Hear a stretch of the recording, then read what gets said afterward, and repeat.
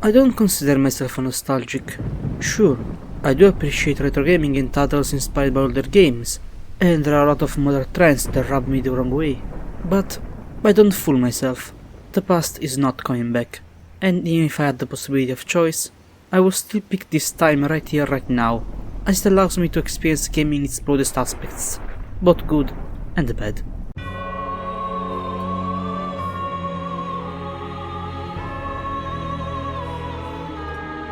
One of the games that struck me the most in my years of experience was From Dust, a god game published by Ubisoft in 2011. To this day, it's a technological marvel, and the swan song of the quirky, experimental side of Ubisoft. Not always successful, but full of enthusiasm through and through, before slowly creeping in their modern era, built almost exclusively on the open world formula.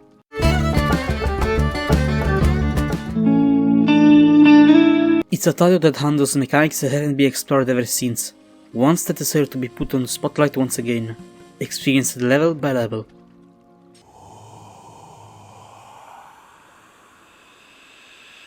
As all things, everything starts with the first breath.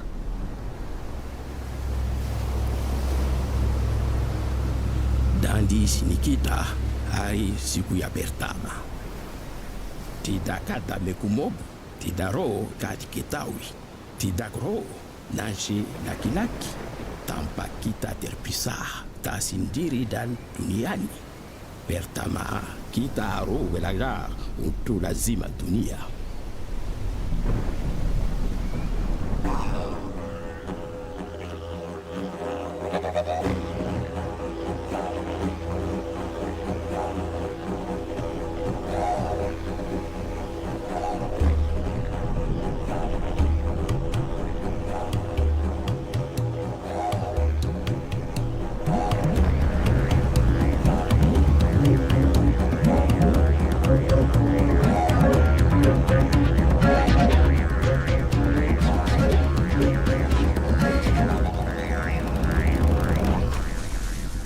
The starting map introduces the setting and the basic mechanics.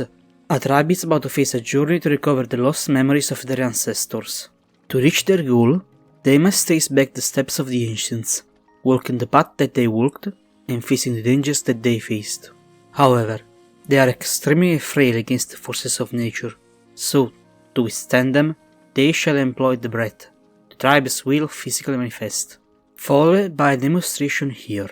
The tribesmen can't move across bodies of water, and must be assisted to traverse the raging seas by the entity controlled by the player, the aforementioned breath.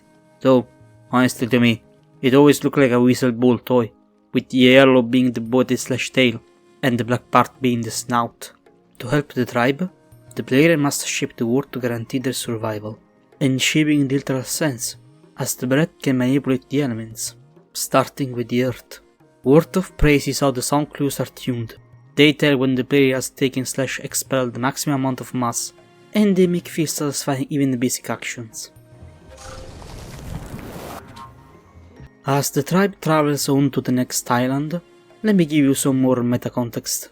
The game was designed by Rick Cahy, the same guy that designed the childhood trauma simulator known as Heart of Darkness, and Another World, or Out of This World, for those beyond the world spawned.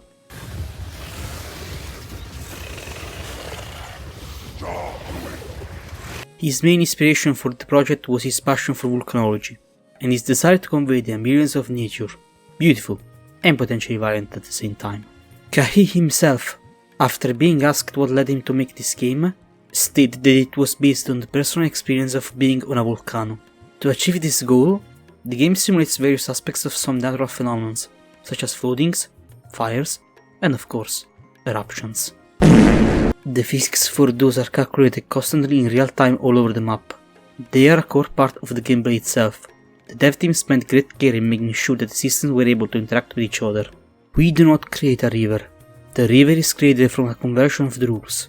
A river is created by water flowing and soil moving.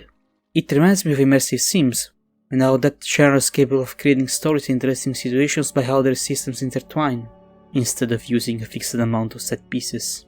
Something that From Dust is not afraid to show off, but that's for later. Now, it's time for...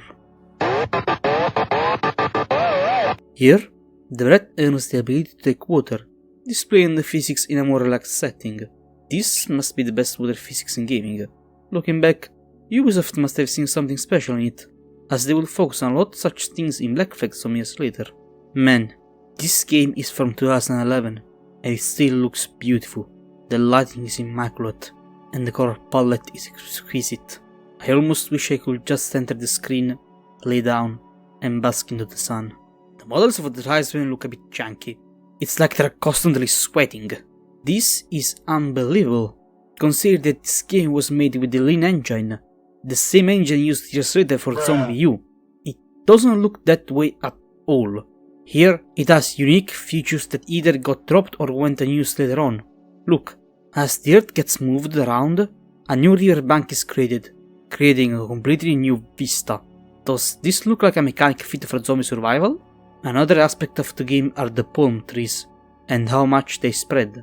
Once a threshold of covered area is reached, a piece of lore is going to be unlocked, revealing more about the world, and some gameplay info. The palm trees themselves can only grow on Earth. Later in the game, they are going to be a major tool, and headache, but for now, they just make the scenery prettier. Lore is also unlocked by sending one man to a secondary knowledge stone. Nothing too fancy, an extra bit of challenge and story for those interested. As the last piece of tutorial, all totems must be settled to progress. Once done, it's possible to pass over the next level, but the player can stick around to explore or complete the secondary objectives. But now, we move on towards... This is not the tropical paradise of before. The sea poses a serious threat. Tsunamis constantly come crashing against the ground. They can sweep away the tribesmen in an instant. To counter them, I must recover the repair water song from a Stone of Knowledge. With it, the settlements can survive being inundated. According to the lore, those stones are part of the knowledge of the ancients. As they knew that man disappeared over time, they engraved the undulations of the music on these stones. This knowledge can also be shared by other villages, instead of needing to send down their tribesmen every time. The best strategy is to create earth dams to deviate the flux of water. It's impossible to stop it, but it can flow somewhere else. The song element may seem random, but music is a core component of the game's themes. The universe itself was created by the music, and when there is an element that may harm the village, the tribesmen sing a song to manipulate that element throughout the power of music. Obviously, because the water stream eventually deteriorates away the earth, the dam strategy is not sustainable for long times of permanence. That, and the tsunamis that engulf everything. You will recognize it when one arrives from the sound.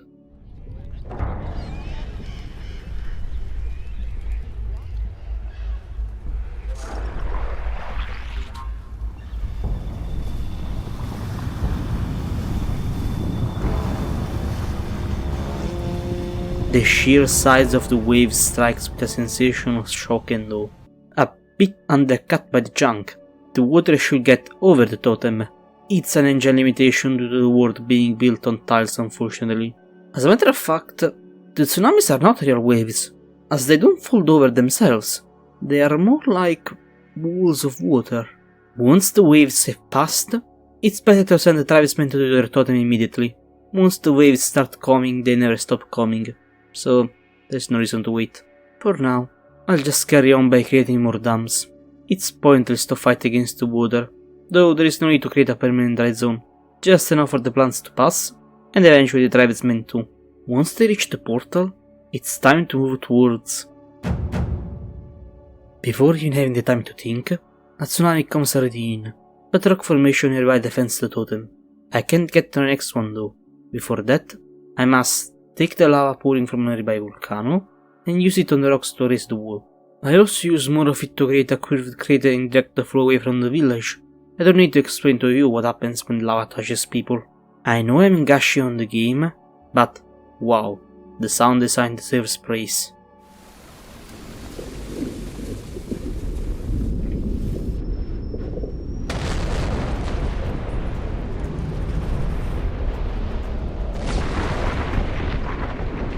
Here, I gain the first power, Jellyfy Water. It blocks any water physics on the map. It's mainly useful for traversing, though It can be employed to create clumps of water to solidify the lava. Unfortunately, it's not sweet. No eating that. In fact, the lava must be managed with care. It can set the trees on fire and make me lose a village, proving a setback at best, a full loss at worst. One minor detail worth pointing out: the eruptions destroy the rock around the crater, transforming it into earth that can be taken and put around for the fallen trees. It's true that territories around volcanoes tend to be more fertile than other places, but I don't think it's because the eruptions literally break the surrounding rocks. To send the tribesmen to the totem, I can only use Jellyfy. It's the only viable option. The stream is too wide to divert with sand or rocks, though this is not going to be a constant nuisance. The work doesn't end when it has been settled, as it's not safe yet, not until it gets the repel water song. One new thing I noticed: the tribesmen will go away after a period of time, even if the path has been cleared. There is a limit before the AI triggers the retreat, and since it took too much time for the others to reach the exit, I'll divert the river with lava. Once the last totem gets the repel water song, it's time to move to... Here, we reach the first of the desert levels, and get introduced to the prickly trees. The tribesmen can't walk past them due to their prickliness. Quirk of this map: the trees won't grow unless the earth is wetted, which is a problem because desert. However, there are water sources under the sun that can be unearthed or stopped at will. The fastest way to cover this place with palm trees is by connecting the plants to the sources. So, once a part of the vegetation gets under a river, it spreads very fast. Since the earth is quite malleable, it's easy to create a path to the secondary stone, as sand assesses itself over time. By the same logic, the fastest way to the totem is by creating a path on the rocks. Here, the player gets the power Evaporate Water. It makes water evaporate. It may seem a bit counterproductive for this map, but the tribesmen don't need to think, and it's useful for when the water becomes a bit overwhelming. One thing I appreciate about the puzzles are their flexibility. The intended solution might seem to inundate the prickly trees to make way towards the totem, but they are weak to the earth and don't regenerate, making the inundation process unnecessary. Once satisfied every objective, I close the sources that submerge the exit portal and raise it up with the earth. For the next level is... we get introduced new kinds of trees: the phoenix trees that emit fire, and water trees that absorb and raise the water to defend themselves from the fires. According to the lore, the water trees were regenerated by a singular tree that attempted to stop the rising tide, but it absorbed so much that eventually it exploded, scattering its seeds all over. While fire trees spread because one tried to steal the breath of fire from a volcano, and in retaliation, the fire avenges itself, devouring the tree, leaving only the seeds intact, so that the cycle may continue without end. The latter are extremely dangerous, as they can set the palms on fire, but can also be useful to deal with any excessive water. Here, there is also a new power: Extinguish Flames. It puts out the flames all over the map. Man, that tree of water sure is throbbing. It just can't wait to bust its content out. All it requires is a little simulation and... there it is. Look at this mess.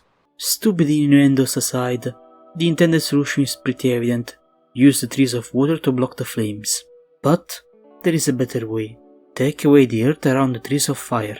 No earth means no palms, which means no fires. It's the better strategy. This is part of the flexibility that enhances this game. There are more than one solution for the puzzles. In addition, there is a new ability added to the toolset: Move Totems. I've used it a couple of times, but it's not the best ability for my playstyle. You know, the way the fire spreads. It reminds me of Far Cry 2. Obviously its use is much different in this context. I also suspect that it's simplified here since it's not influenced by the wind, but the general concept is the same. Use the spreading fires to find solutions for the obstacles in front of you. As I progressed, my priority shifted towards the totem for moving the fire trees. If I could take it, I could move them somewhere where they would not cause troubles. However, due to my overfocus on the expansion, I became careless. As the fire kept burning the villages, I got my first real loss. If there are less than 5 tribesmen on the map, it's game over. Period. Restarting for the second attempt, I implemented preventive measures. There is no need to waste time extinguishing fires if there are no plants in the first place. So I made sure to clear the area around the fire trees thoroughly, and for an extra degree of security, I moved the lower totem over the upper rocks, but one still burned, as I did not move enough earth. Eventually, after recovering it, I went again for the fire trees one, and used the evaporate power to get rid of the water. I also moved some manually to fasten up. In hindsight, a sand bridge would have done the same, and would have been probably the faster option. Once settled it, I put every single one on bare rock. The palm trees don't grow on bare rock. Go in punishment. Dork trees. Last lore bit, the thing near the village are coral trees. They are the descendants of a scrawny plant that managed to hide in the earth during a forest fire. They are immune to it, but can't grow on their own. Moving to the night desert of... similar to the Thousand Sources, but this time with no actual sources. Instead, there is only one lake that moves around because the ground itself shifts periodically. There is a new power, Amplifying Breath, which does exactly what it says. It makes the breath take more stuff. We also get introduced to a new tree type, Explosive. It explodes when a fire comes near it. Trait inherited by a tree that got so scared of an incoming fire that purposely exploded itself to spread the seeds. I reused the same technique from the sources to make the trees grow faster. Create a tail of trees to the lake, then let the shifting ground do the rest. And while they spread, I used some earth to make sure that the sand tribesman does not drown. I need Ripple Water Song, otherwise the totem in the lake is going to be submerged on the next wave. Have you noticed the grass-eating animals that spread colored leaves? They appear if enough land is covered with trees. These are planters. According to the lore, they eat trees and leave colored grass in their wake. Apparently, it's because they are so voracious that they eat the previous iteration of the breath. Weirdly enough, the IMF section also talks about a destroyer and how it's capable of destroying the villages around the totems. The thing is, such animal does not exist in game. I wonder if it's got content. After I made sure I don't set the plants on fire yet, I moved the explosive trees to make way for the exit. Here is more flexibility to showcase. There is no need for the palms to burn. Just holding the fire tree nearby with the breath is enough. Possibly unintended, but I like to believe otherwise. After a minor setback where it took them too much time and the totem got flooded, I succeeded with better timing using the Jellyfy power and moved towards the next chapter. Here, the island has been submerged and must be recreated to win, complicated by the fact that the tides come in and out at regular intervals. A simple dam followed by some water draining is not going to be enough. The waves coming in are too strong. First priority is to make sure that the ground is stable. Amplify Breath works to transport large quantities of mass, but even the extra earth is not enough. It will have to wait, which is a shame, because the totem there holds a new power, Engulf. It makes matter disappear. Suck it, principle of mass conservation. You hold no power in this domain. It synchronizes well with Amplify Breath. So, as the village gets destroyed, I decide to stop acting like a champ and focus on the other totem. This was the right move, as on conquering it grants me the Jellyfy water, suiting for this situation and to get back on the first one. However, in my hubris, I sent the tribesman a bit too late and had to Jellyfy the waves earlier. Under my calculations, I acted just enough ahead of time for the bell song to arrive. But, man, am I bad at math. There was, in fact, not enough time. Out of desperation, I made holes in the water hoping for it to work. And it did, by a slim margin. So, I do the same strategy for the last totem at the center, and gain another power, Infinite Earth. It allows the breath to deposit an infinite amount of earth. For the sake of competition, I remain on this level to create enough land for the trees, unlocking another lore entry, before leading the men to the next level.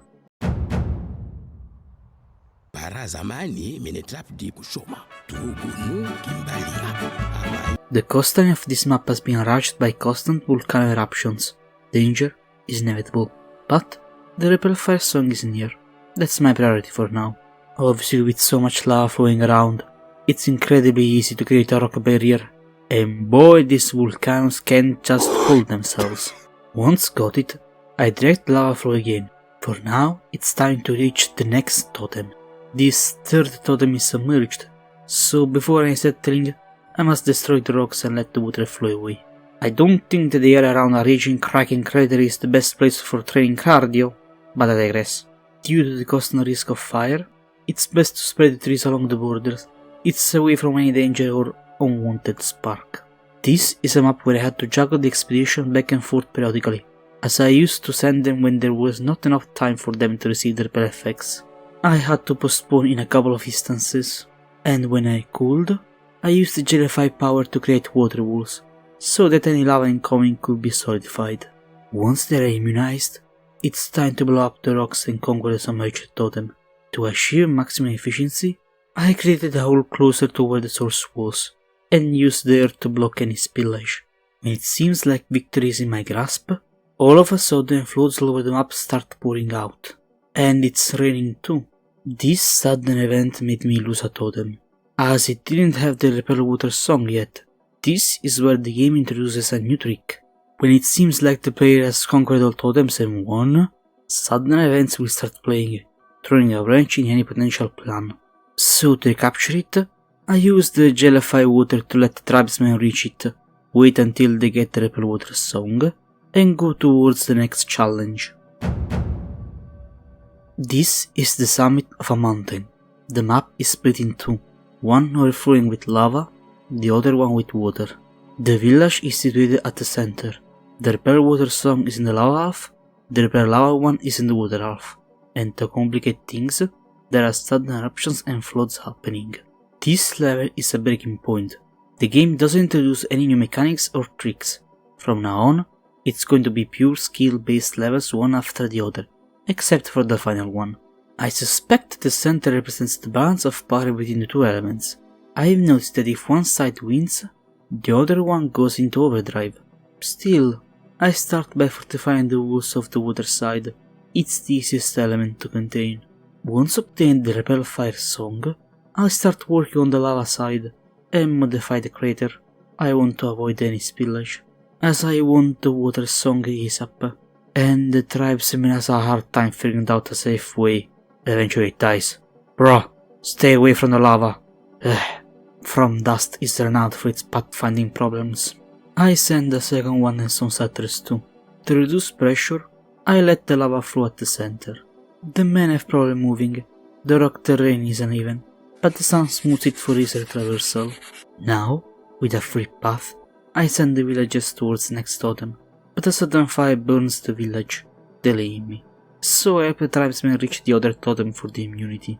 Once it's safe, I shift the attention to the last two. I cover the little tribesmen until they reach the villages to grant the immunities. Since the lava is getting aggressive, I make the wall on the east side explode. The water shall keep it at bay. That does not stop it in getting much worse. So I start using water, like a champ, to give time for the songs to be learned. Something has gone wrong. While panicking, I use dirt instead of water. It can extinguish fire too. It's not as good, but it's still useful. And then the realization came in. The game glitched, just as both tribesmen reached the totem. Damn. I try to unlock them, but it's no use, and I lose the village. This motivated me to move it somewhere safer. That is not a good spot to hold. Once satisfied, I use the infinite earth to pull out the exit. Then make a bridge. All that remains is spread the trees, while all nature has been set loose. When the last totem is immunized, the only thing seemingly remaining is spreading a bit more earth. Then I lose a village immune to both water and fire, and have to retake it. How did it happen? Then another. I had no idea on what was going on. This prolonged the session, and forced me to free the main village from the lava circle. Once I got both them back and immunized, it was time to reach the exit. Don't let the water stop you, and go on towards. This level is almost a white canvas. It's all about constructing. So, of course, I had to make everything from scratch, starting with a bridge towards the first totem. Obviously, given the setting, tsunamis won't make my life easy. They force me to search the river water song immediately. Once found and connected, I can focus on expanding towards the other totems, though not before getting the Wildfires song. Better be safe than sorry. The lava is accelerating its pace. I must avoid any fires for now, while also making land for the totem.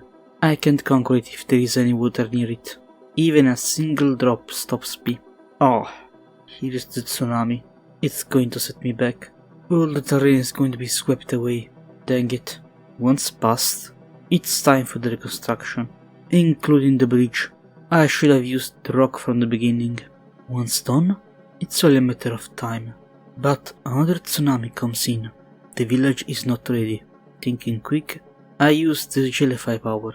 This saves some time for the shaman to arrive, but not enough, so I try to apply some water to gain more of it. Desperate, I made the pillar of sun at the center.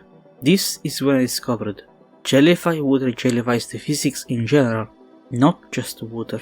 And in fact I overdid it, and the village got destroyed anyway due to the height difference. Still, jellyfy blocked the waves. The weaker earth bridges are not going to be lost completely, and the tribesmen did not get swept away, so they can resettle it. Still, I make another bridge for faster traveling. Then it's just a matter of making land for the trees, and make the exit available.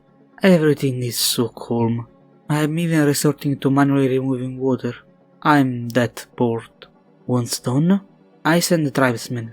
Another tsunami comes trying to stop me, so I jellyfy the water again, just in time for them to reach the exit 4. The tribe is inside the crater of a giant volcano. There are rains that flood the crater and eruptions spring out periodically. Great! To keep the lava at bay, I fill up the water plants. As soon as the first rain comes, I'm in trouble, as the rising lake almost submerges the first totem. I surface out the Wildfires song and create a bridge with the lava, but I don't extend it too much. I can't risk spreading the fires, so I put down some earth for the remaining bit, while displacing the lava away manually until the song is recovered, and it's the only one I can get. The one for water does not exist on this map. I'll have to use the evaporate power to deal with excessive water. However, while the village is safe, I can't spread out. I have to create an alternative path on the side of the lava, and of course, the space around the totem is too small and must be expanded. I get it, but a sudden rain floods the first totem, and I also lose the second one. The situation is getting worse by the minute. I try to save some tribesmen from drowning and contain the lava manually. There is no way to get the fire rebel song back for now. But, after some perseveration, I finally manage to get the evaporate power.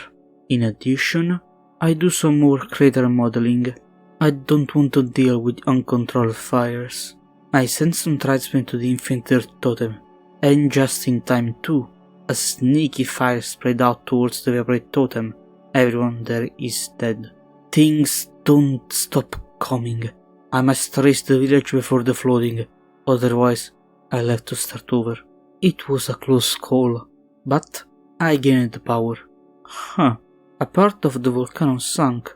Hopefully, that's not going to be a foreshadowing of something incoming.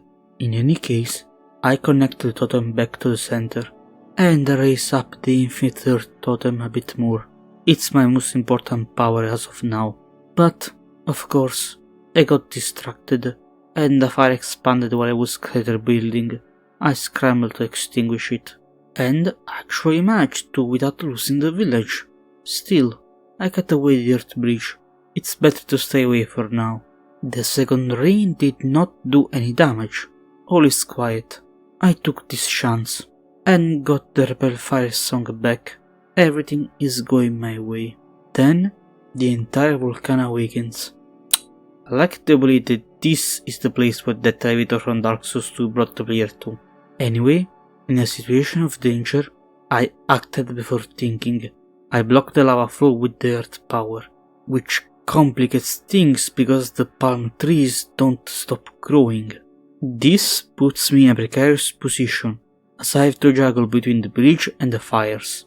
It's ruining. Damn, I have no choice. They are going to be flooded if I don't evaporate it. It's risky, but I must keep the waters at bay. Once done, I take a second to breathe. That was intense. Now that all totems got the fire immunity, it's just a matter of creating more earth for the trees.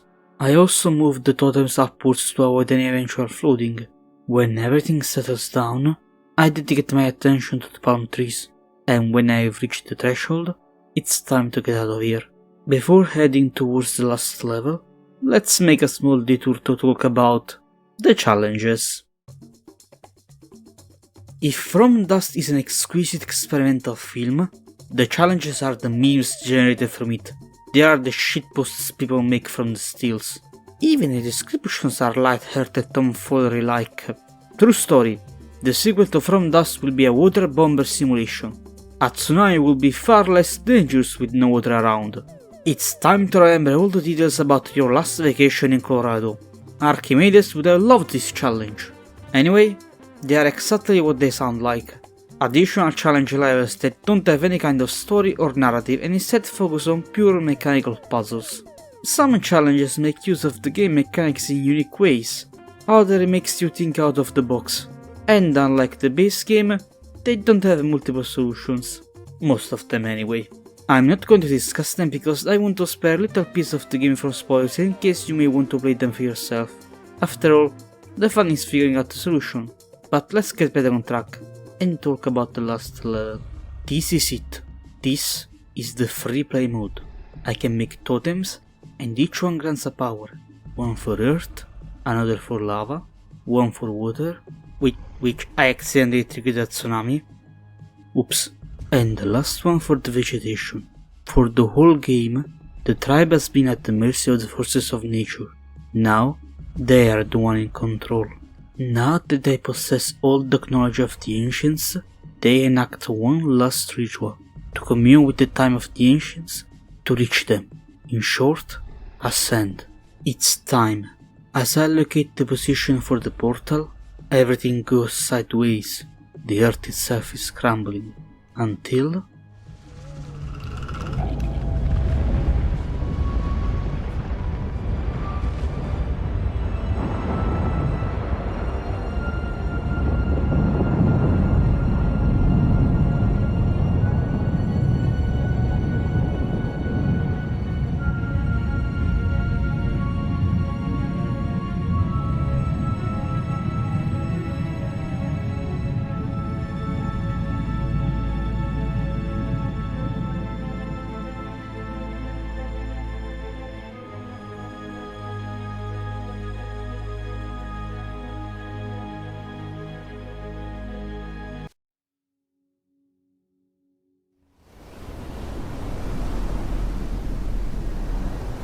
the starting cutscene. Now, at the first glance, it seems nonsensical, almost infuriating, but in reality, it does make sense. This doesn't unlock a new game plus or any kind of content that implies continuity, because it's not me or the tribe I was playing that are talking, because we, the tribe and the player, became the ancients, related to them, the new people, who shall follow the path that I followed, facing the same struggles and challenges me and my tribe faced, until they too will ascend, and make way for other people to come and follow their steps, in a possibly never-ending cycle of ascension and legacy. It's poetic, really. It also kinda parallels the relationship between you and me, viewer. As I walked the path led by the developers, I reached my destination, and ascended, preparing the way for those that will come after me. So, the only question that remains is, will you wear the mask and follow the path of this ancient?